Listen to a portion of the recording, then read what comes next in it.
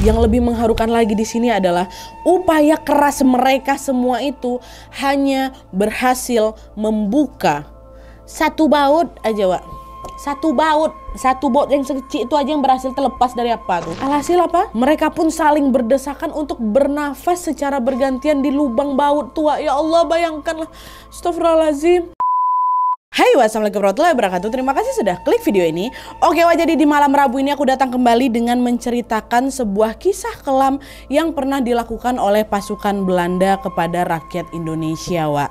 Peristiwa kelam ini terjadi pada saat pasukan Belanda memindahkan para tahanan yang sebenarnya adalah pejuang kemerdekaan ini dari penjara Bondowoso menuju ke penjara Bubutan yang ada di Surabaya dengan menggunakan armada kereta api. Nah, gerbong kereta yang digunakan untuk mengangkut para tahanan itu merupakan gerbong yang sangat tidak layak pakai karena sama sekali tidak memiliki ventilasi udara, Wak. Alhasil selama di perjalanan mereka semua mengalami kesulitan bernafas sehingga ada banyak sekali korban jiwa yang berjatuhan. Selain kesulitan bernafas, Wak, mereka ini juga mengalami sederet penderitaan lainnya ketika menempuh perjalanan mematikan tersebut. Dan seperti yang sudah aku tulis di judul, malam ini aku akan membahas tentang tragedi Gerbong Maut Bondowoso yang terjadi pada tahun 1947 lalu. Terima kasih banyak buat Wawa yang udah nge-request pembahasan kali ini. Meskipun memang tragedi ini sangat mengiris hati untuk diceritakan, Wak, tapi tetap akan aku ceritakan aja ke kalian karena mau bagaimanapun kisah ini adalah bagian dari sejarah Indonesia yang tidak boleh dilupakan oleh generasi muda macam Awa-Awa ini, ya kan. Sebagaimana semboyan merah yang pernah diucapkan oleh Bung Karno, yaitu jas merah atau jangan sekali-sekali melupakan sejarah. Semoga kita bisa mengambil hikmah dari perjuangan para pemuda Bondowoso dalam kisah yang akan aku ceritakan malam hari ini, Wak, ya. Nah, penasaran kalian sama kisah selengkapnya? Jadi tanpa berlama-lama kita langsung masuk aja ke ceritanya, Wak. Check it out.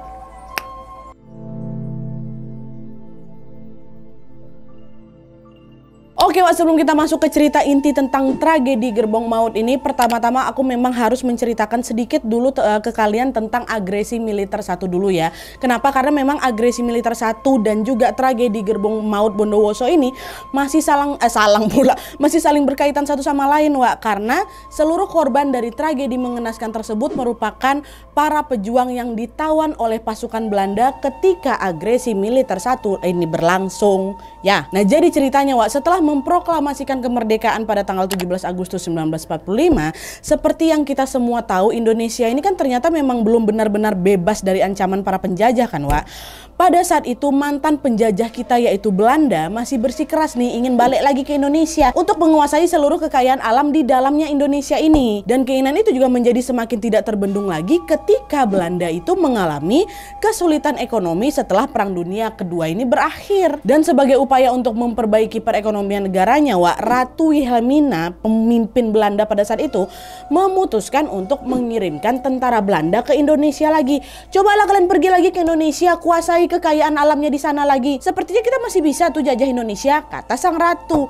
By the way, Wak, sebelumnya Belanda ini kan memang dikenal sebagai negara yang cukup sukses sekali kan. Berkat apa ya? Berkat menjarah kekayaan alam Indonesia. Nah, makanya pas mereka mulai jatuh miskin ini, Belanda ini macam nggak bisa move on, papa ke dana, dia nggak ada lagi duit dia masuk nanti. Jadi dia belum bisa move on dari Indonesia. Makanya ratu tuh suruh mereka datang lagi ke Indonesia gitu loh. Nah, terus setelah mendengar perintah sang ratu, para tentara Belanda di bawah komando Letnan Jenderal Hubertus van Mook tanpa banyak bertanya langsunglah itu kan melaksanakan perintah tersebut. Nah, pasukan militer Belanda berbondong-bondong lah itu pergi nih ke Indonesia ya. Tapi kali ini mereka nggak sendirian, nggak cuma pasukan Belanda aja. Pada saat itu tentara Belanda ini datang bersama dengan tentara dari negara-negara sekutu yang lain yang menang di Perang Dunia Kedua, macam Inggris, Australia, Amerika, Cina, Kanada, dan masih banyak lainnya. Ikut juga nih datang mau ke Indonesia juga. Pokoknya pada masa itu ada banyak kali tentara militer asing yang datang juga ke Indonesia, Wak. Tahu nih Indonesia udah merdeka nih, macam mereka nggak mau lepaskan Indonesia saking kekayaan alam kita tuh melimpah ruah kali memang, Wak. Nah, sesampainya di Indonesia, Jenderal Hubertus tadi pun langsunglah menyampaikan maksud kedatangannya. Pada saat itu dia berkata dalam sebuah pidato yang kurang lebih bunyinya kayak gini. Wahai Indonesia, kalian ini belum betul-betul merdeka loh. Kalian ini masih berada di bawah kekuasaan kami karena kami sudah mengalahkan Jepang di Perang Dunia. Ya, jadi kalian belum merdeka nih, belum katanya. Dengar hal itu rakyat Indonesia tuh yang nggak percaya. Enak aja kau. Jelas-jelas kami udah merdeka kok. Perihal kau mau menang mau kalah dari Jepang lewat perang itu kami nggak peduli, nggak ada hubungannya sama kami. Udahlah balik aja lagi kau ke Belanda kata orang-orang Indonesia nih. Tapi rupanya pengusiran itu bikin pasukan Belanda nih geram, marah, dia nggak terima. Mereka pun lalu melancarkan sejumlah serangan bersenjata yang kemudian dikenal dengan nama apa? Inilah dia agresi militer Belanda 1. Ya, dalam agresi militer ini pasukan Belanda pun berupaya untuk menaklukkan beberapa daerah di Pulau Jawa dan juga Sumatera. Di Pulau Jawa mereka ini awalnya ingin menguasai ibu kota Indonesia dulu pastinya, yaitu Batavia atau Jakarta. Setelah sukses menaklukkan Jakarta, mereka pun lalu menduduki Bandung, Semarang, Jogja, Surabaya, dan terus lanjut ke wilayah-wilayah timur di Pulau Jawa hingga sampailah mereka ke Bondowoso. Nah ini nih kita masuk nih ke tempat yang menjadi pembahasan kita kali ini. Masuk mereka ke Bondowoso. Pada saat itu tepatnya tanggal 22 Februari tahun 1947 pasukan Belanda diketahui sudah menyerang Bondowoso dan berhasil menguasai sebagian besar wilayah Bondowoso ini. Nah di sisi lain rakyat Bondowoso yang memang tidak suka dengan kedatangan tentara Belanda dari awal ini pun langsung juga melakukan serangan balik. Nggak diam-diam aja mereka. Pada saat itu para pemuda Bondowoso diketahui menyerang salah satu markas Belanda yang dikenal dengan nama VDMB, Veiligheidsdienst Marinier Brigade. Diserang tuh sama pemuda Bondowoso kan. Nah mendapati markasnya diporak-porandakan sama mereka, pasukan Belanda nggak terima, marah dia. Mereka pun langsung lagi melancarkan aksi balasan Nah disinilah mulai terjadi pertempuran bersenjata antara tentara Belanda yang dibantu sama sekutu itu melawan pemuda-pemuda Bondowoso. Akan tetapi kuatnya gempuran tentara Belanda ini membuat banyak pasukan Indonesia kocar kacir memang. Secara persenjataan mereka kan udah jauh lebih maju lagi dibanding Indonesia kan Dan yang seperti udah bisa kalian tebak, dalam pertempuran tersebut ada banyak sekali para pejuang yang gugur di medan perang, para pejuang kita. Nah tapi meskipun memang banyak sekali pasukan Indonesia yang gugur kala itu, semangat mereka untuk bisa menjaga kemerdekaan masih terus berkobar Gak takut mereka, para pemuda Bondowoso ini masih terus melakukan perlawanan dengan dipimpin oleh dua tokoh penting mereka, yaitu Kasuari dan Singgih. Ya, Kasuari ini adalah seorang komandan polisi di wilayah Maesan Bondowoso, sedangkan Singgih ini adalah pemimpin dari Barisan Pemberontakan Rakyat Indonesia atau BPRI di wilayah Bondowoso. Ya, nah mereka berdua inilah yang merupakan tokoh yang sangat dikenal cerdik dan juga pemberani. Dipimpin sama mereka berdua nih, dan berkat mereka berdua para pemuda Bondowoso pun menjadi lebih bersemangat lagi untuk bisa melawan pasukan Belanda.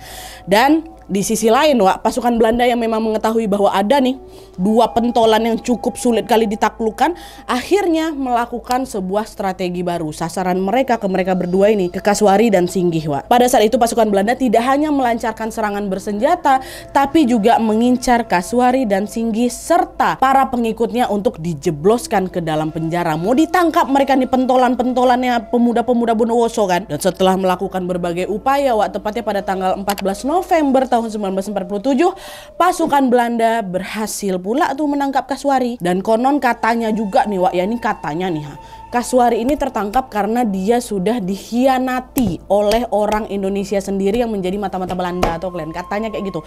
Pada saat itu si pengkhianat ini bilang ke tentara Belanda, menir, kamu lagi nyari Kasuari ya, dia ada di sana tuh, pergilah ke sana katanya. Dan ternyata bocoran itu valid pula Tentara Belanda akhirnya berhasil menangkap Kasuari. Yang bocorin siapa? Orang-orang awak juga, orang Indonesia katanya tapi yang jelas Kasuari berhasil ditangkap. Dan setelah ditangkap dia pun langsung itu dijebloskan ke penjara Bondowoso. Nah terus beberapa hari kemudian ganti Singgih yang ditangkap oleh pasukan Belanda, pentolan yang kedua ini.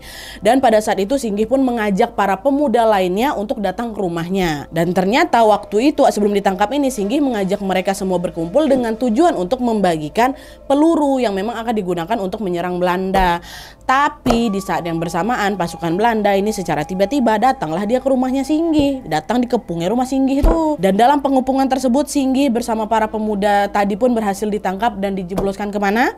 Ke penjara Bondowoso juga, tempat yang sama dengan Kasuari tadi. Masuk juga nih ke penjara Bondowoso kan.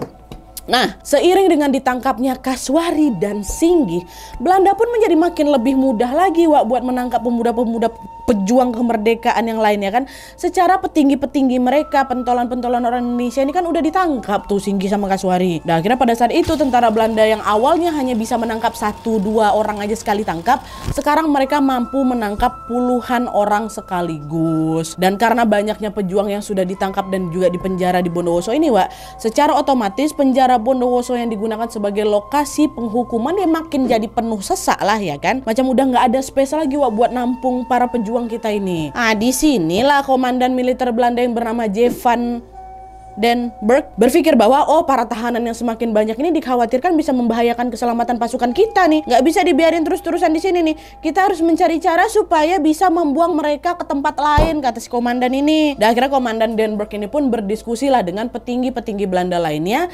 hingga akhirnya diputuskanlah bahwa 100 orang tahanan akan dipindahkan ke penjara Bubutan yang ada di Surabaya, Wak.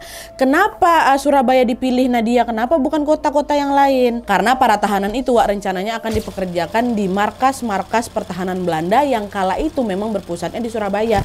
Jadi ya udahlah, biarin aja lah. Mereka kita kirim ke sana, sekalian mereka juga suruh kerja keras. Lumayan kita dapat tenaga kerja gratis. Pikir orang Belanda kayak gitu waktu tuh, maka dikirimnya ke Belanda aja. Nah udah tuh kan, sampai sini keputusan itu sudah fix, Wak, bahwa 100 orang tahanan dari penjara Bondowoso ini akan dipindahkan ke penjara Bubutan yang ada di Surabaya ya. Terus udahlah tuh, beberapa hari kemudian, tepatnya pada hari Sabtu tanggal 22 November 1947, tentara Belanda pun langsung meneriaki para tahanan untuk berkemas.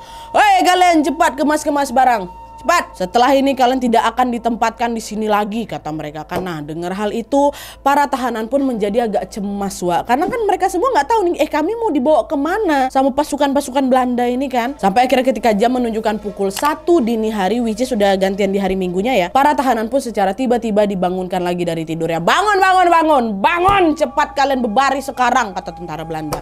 Dan mereka pun langsunglah dikeluarkan dari sel Bondowoso itu dan digiring menuju ke lapangan penjara. Nah di lapangan tersebut mereka diminta berbaris 4-4 gitu, Wak, sambil menunggu matahari terbit. Dan ketika matahari sudah muncul di ufuk timur, barulah 100 orang tahanan itu dibawa ke stasiun Bondowoso untuk dipindahkan menuju ke Surabaya dengan menaiki kereta api. Nah, proses pemindahan inilah, Wak, yang kemudian menjadi sebuah tragedi kelam sekaligus juga traumatis bagi para pejuang kemerdekaan Indonesia.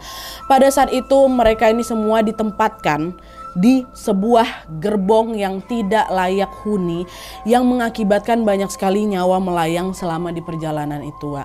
Nah inilah kita masuk ke kronologinya ya. Ini baru masuk ke tragedi maut gerbong Bondowoso tuh.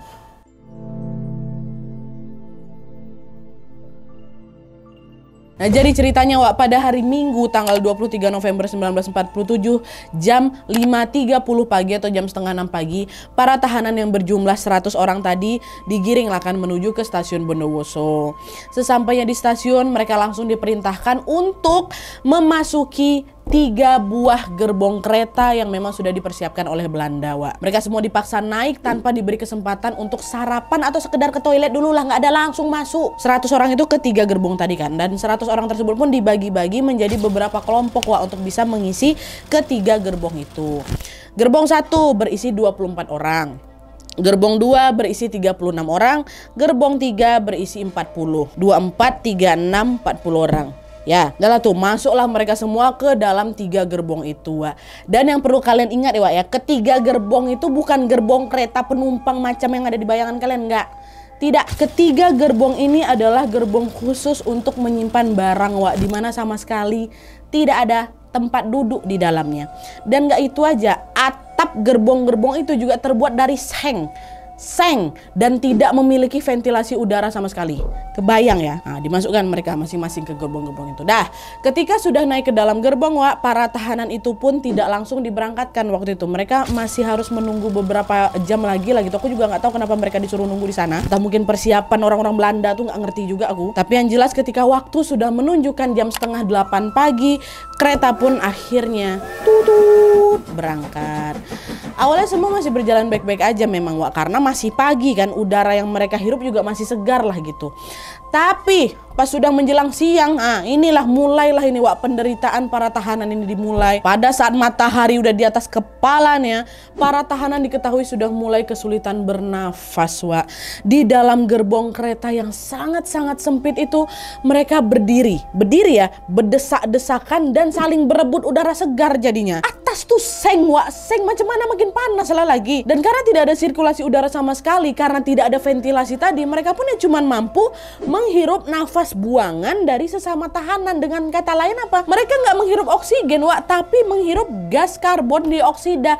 Udah jelas karbon dioksida ini beracun kan Wak. Itu yang mereka hirup, buangan nafas dari sesama tahanan. Saking banyaknya menghirup gas beracun itu Wak, lama-kelamaan paru-paru mereka pun mulai terasa terbakar. Hal itu juga makin diperparah lagi dengan rasa haus dan lapar yang mereka rasakan. Secara mereka nggak dikasih minum, nggak dikasih makan sama sekali di dalam perjalanan tua. Puncaknya adalah ketika kereta mereka memasuki stasiun Kalisat jam 11 siang Wak. Jam 11 siang mulai ada nih korban-korban yang berjatuhan. Pada saat itu diketahui ada 6 orang meninggal di dalam gerbong kereta itu Wak. Nengok kawan-kawan yang meninggal dalam gerbong, para tahanan lainnya juga nggak diam aja kan Wak.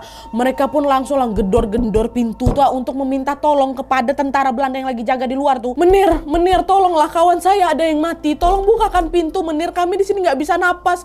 Kami haus Menir, kami haus, beri kamilah segelas air, kata gitu.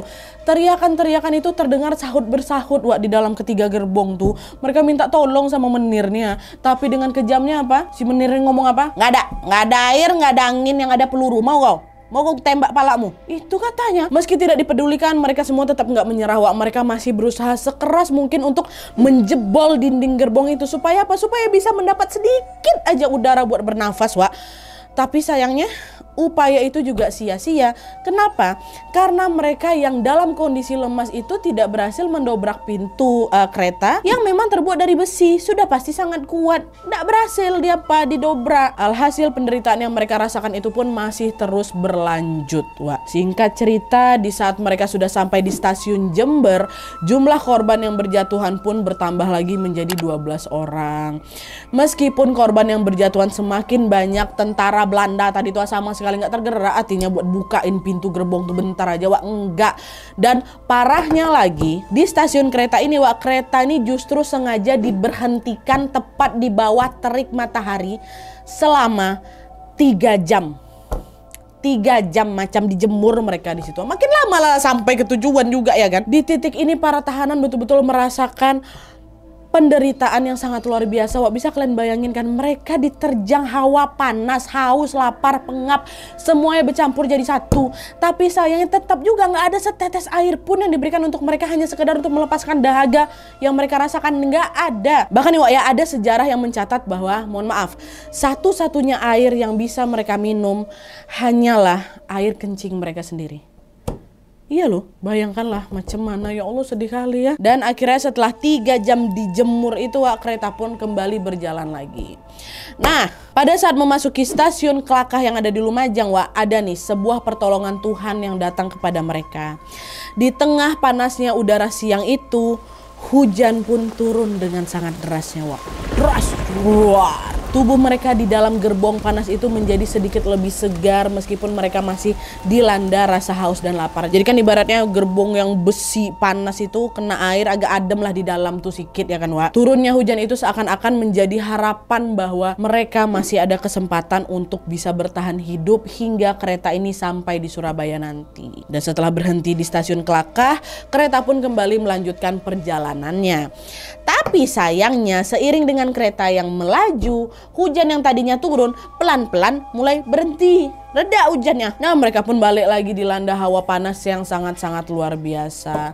Sampailah mereka di stasiun Probolinggo. Para tahanan di dalam gerbong pun kembali menggedor-gedor gerbong lebih keras lagi Wak. Udah nggak ngomong bek-bek lagi, mereka menjerit-jerit. Udah serak gitu suara mereka. Menir, tolong kami Menir. Berilah kami sedikit udara untuk bernafas Menir. Kami sudah tidak tahan.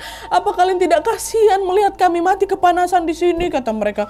Astagfirullahaladzim. Udah sampai kayak gitu Wak, Wak tetap nggak peduli tentara Belanda nih ya. Bahkan yang salah satu dari mereka bilang apa, udahlah mati aja kalian semua. Kami lebih senang kalian mati daripada ada yang masih hidup, kata orang tuh. Ih, nauzubillah min zalik. Nah, karena meminta tolong tentara Belanda tidak ada hasilnya, Wak, para tahanan pun kembali berusaha lagi mendobrak gerbong kereta dengan sisa-sisa tenaga mereka. Tapi kalian tahu, Wak, yang lebih mengharukan lagi di sini adalah upaya keras mereka semua itu hanya berhasil membuka satu baut aja, Wak. Satu baut yang sekecil itu aja yang berhasil terlepas dari apa tuh. Alhasil apa? Mereka pun saling berdesakan untuk bernafas secara bergantian di lubang baut tua. Ya Allah, bayangkanlah. Astagfirullahaladzim. Biar bisa dapat udara. Astagfirullah. Nah, singkat cerita, sekitar 15 jam tersiksa di dalam gerbong maut itu, mereka pun akhirnya tiba di stasiun terakhir, yaitu stasiun Wonokromo yang ada di Surabaya, Wak. Sesampainya di sana, barulah itu para tahanan dibukakan pintu dan langsung diminta turun dari gerbang. Turun kalian cepat, sudah sampai di Surabaya, kata mereka. Tapi pada saat itu mereka nggak langsung bergerak turun, Wak. Kan pintu dibuka, nggak langsung wah pada turun, nggak. Semua diam. Gegara apa? Gegara lemas, jalan tuh udah nggak sanggup lagi. Dan karena para tahanan tidak kunjung turun, tentara Belanda ini pun mengeceklah ke dalam 3 gerbong situ. Dan di sanalah mereka mendapati sebuah fakta yang sangat mengerikan sekaligus juga mengiris hati kita semua. Pada saat itu diketahui bahwa pada gerbong ketiga, para tahanan yang berjumlah 40 orang tersebut semuanya sudah dalam keadaan meninggal dunia. Sama sekali nggak ada yang hidup. Gerbong ketiga, Wak, ya.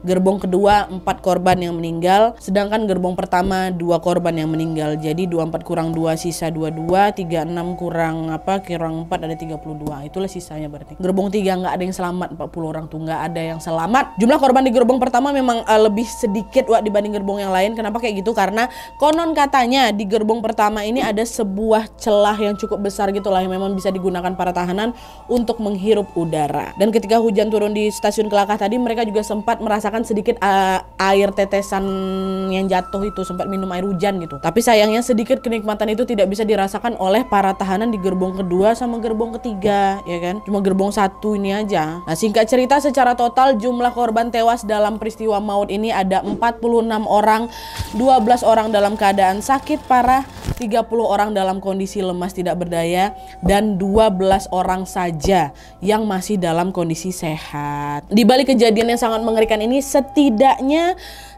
ada sebuah kabar baik, yaitu Kasuari dan Singgih, pemimpin dari pemberontakan tadi, termasuk di antara orang yang selamat, Wak. Tapi ya meskipun selamat, penderitaan mereka juga nggak berhenti di situ aja. Mereka masih juga disuruh untuk mengangkat tahanan-tahanan lain yang sudah wafat ke dalam sebuah truk. Nah, disinilah dengan hati mereka yang sangat hancur, mereka mendapati bahwa jasad teman-temannya dalam kondisi yang sangat mengenaskan. Dimana para jasad tersebut, Wak, bukan yang udah mati lemas kayak macam pingsan gitu, enggak. Para jasad kawan-kawannya ini kulitnya sudah mengelupas akibat tepanggang dalam gerbong kereta. Mengelupas, tepanggang, mereka ini macam masuk oven, Wak. Dan para korban yang meninggal dunia tersebut juga tidak diketahui dengan pasti dimakamkan di mana. Ada sumber yang mengatakan bahwa mayat mereka ini dibuang di Sungai Wonokromo, tapi ada juga yang menyebut bahwa para korban itu dimakamkan secara layak di sebuah desa yang ada di Sidoarjo. Sementara itu, para tahanan yang masih hidup ini diapain, Nadia? Langsung dijebloskan masuk dalam penjara Bubutan tuh, sebagaimana memang sudah direncanakan di awal tadi, Wak. Para tahanan yang selamat ini dijaga dengan ketat dan dilarang untuk berkomunikasi dengan sesama tahanan lain dari penjara Bondowoso. Padahal lo disiksa sedemikian kejamnya kan, nggak dibebaskan juga buat ngomong nih, nggak boleh. Salah gue, astagfirullahaladzim. Tapi alhamdulillahnya beberapa tahun kemudian, setelah Indonesia betul-betul bebas dari campur tangan Belanda, para tahanan tersebut pun akhirnya dibebaskan kembali, Wak, alhamdulillah. Oke, Wak, jadi itu tadi tragedi gerbong maut Bondowoso yang sangat-sangat memilukan dan menyayat hati kita semua. Kejam kali tentara Belanda tuh, Wak, ya. Tragedi ini tuh merupakan sebuah bukti tidak terbantahkan akan kebiadaban penjajah Belanda kepada rakyat Indonesia pada kala itu. Bahkan peristiwa ini juga merupakan salah satu bukti sejarah bahwa Belanda pernah melanggar peraturan perang, ya kan. Dimana seharusnya para tahanan perang ini dilarang buat dihilangkan nyawanya loh, Wak. disiksa lagi, bukan sekedar dibunuh. Kalau dibunuh tak langsung mati, mending disiksa. Dan selain itu juga melalui video ini marilah sama-sama kita kirimkan Al-Fatihah kepada para pahlawan kita yang sudah memperjuangkan kemerdekaan Indonesia, Wak. Kalian harus ingat, Wak, karena perjuangan mereka lah kita semua bisa hidup dengan sangat layak seperti yang kita nikmati hari ini. Harus diingat, kirimkan doa buat mereka, Wak. Beruntunglah kita hidup di zaman-zaman sekarang nih, ha. Dan udahlah, cukup sampai sini aja lah cerita hari ini. Oh ya, sekedar tambahin informasi juga, gerbong maut yang menjadi saksi bisu kebiadaban tentara Belanda itu ternyata masih ada loh, Wak, sampai sekarang disimpan di Museum Brawijaya yang ada di Malang, Jawa Timur. Jadi kalau misalnya kalian pengen lihat gerbong maut itu secara langsung, mainlah ke museum itu. Insya Allah juga Allah panjang umur kita ke sana ya. Oke, Wak, jadi sekian dulu videonya. Terima kasih banyak yang sudah menonton. Kalau kalian suka video ini, klik like-nya. Jangan lupa komen di bawah untuk ide dan saran-saran untuk video selanjutnya. Jangan lupa nyalain notifikasinya supaya kalian tahu kalau aku upload video baru. And as always, jangan lupa untuk klik tombol subscribe supaya kalian sama-sama tahu informasi menarik dan menegangkan dari channel aku. See you next video, Wak. Bye.